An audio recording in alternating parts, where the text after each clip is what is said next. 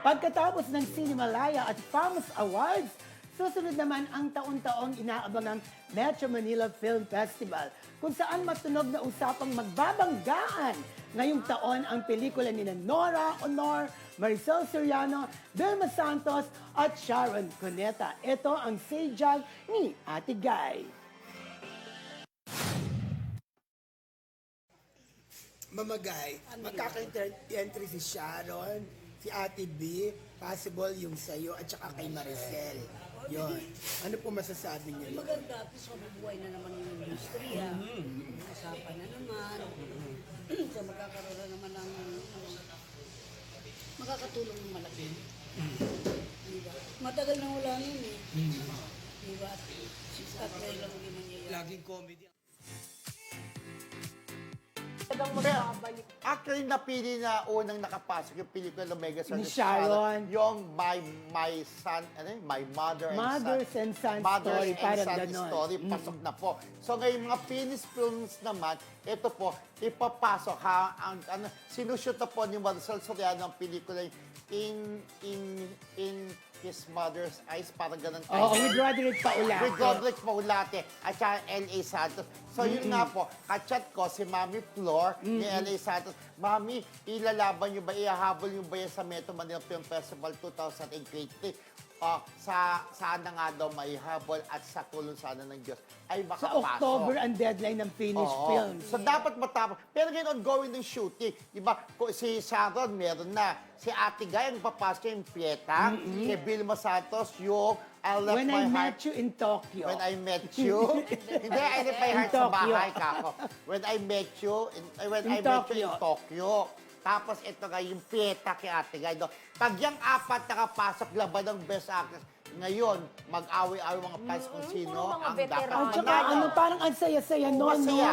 Yung Sana mga makapasok. apat na reyna ng Reyna ng pelikulang pelikula. Pilipino. Alam mo dati, Ron, nung bata pa kami, baka hindi ka pa panganak, ginagawa ka pa lang ng mga magulang mo.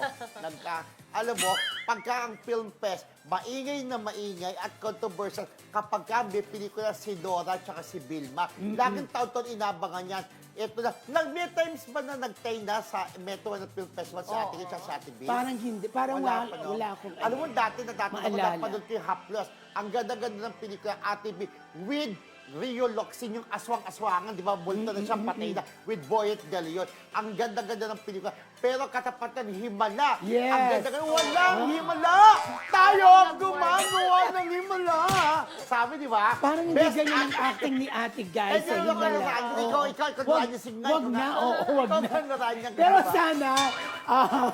sana nga makapasok ang mga pelikula ni na Vilma, Yes, Maricel, Maricel. at Ate Guy sa MMFF 2020. Si Sharon, wala? Nauna na nga siya, di ba? Napili Hindi, na. wala sa mga binanggit mo Oo, kako. sa apat Kasi na rin. nauna Nauna na yun na, nakapasok. diba? Pero ang maganda dyan, eto, sana ayoko na mangyari. Bonggang-bongga kung pasok kayong apat na pelikula. Pero ang hindi natin inaasahan, di ba? Yung Dark Horse, tapos yung palang Best Actress, tumalo kay Nora Vilma, Sharon Maricel. For sure, di ba may ganun? May ganun. Oo, may nangyayaring ganun. Isipin mo dati si Vilma Santos po, for the record, tinalo ni Aramina sa pelikulang Mano Po. Mano Po ba yun? Mano Po, Best Actress. Si Ate Guy ba yung dekada? Dekada ba yun? Hindi dekada. Pero nanalo si Ate Guy sa dekada 70. Hindi, pelikula ni Ate B yun. Kay Ate B ang dekada O nga, 70. ibig sabihin tinalo ni Aramina minsan si Ate B sa pelikula, sa Metro Manila Film Festival, di ba? Merong time na, alam mo yun? Pero hindi dekada. Hindi, Kasi hindi dekada dekada nanalo sa Ate B. At si Piolo Pascual, Grand Slam Best Supporting Actor mula pa sa Metro Manila Film Festival hanggang sa lahat ng award-giving bodies. Piolo Pascual bilang anak na rebeldo NPA ni Ate B sa dekada 70 na ginampanan po ni Mildred Bacot kasi stage actress din si Mildred Bacot doon sa kanilang school. Siya yung gumanap ng nanay. Bongga. In fairness kay Mildred. Bongga si Mildred. Yeah, Bongga dekada ng artista rin 70. pala. Ayun, Yeah. sana nga, di ba? Masaya yan. Magkakasama sa MMFF sina Nora, Vilma, Sharon, at Maricel. Correct. Yan. So abangan niyo po, meron man ang Film Festival this coming December 25 hanggang January ng 2024, di ba? Yeah.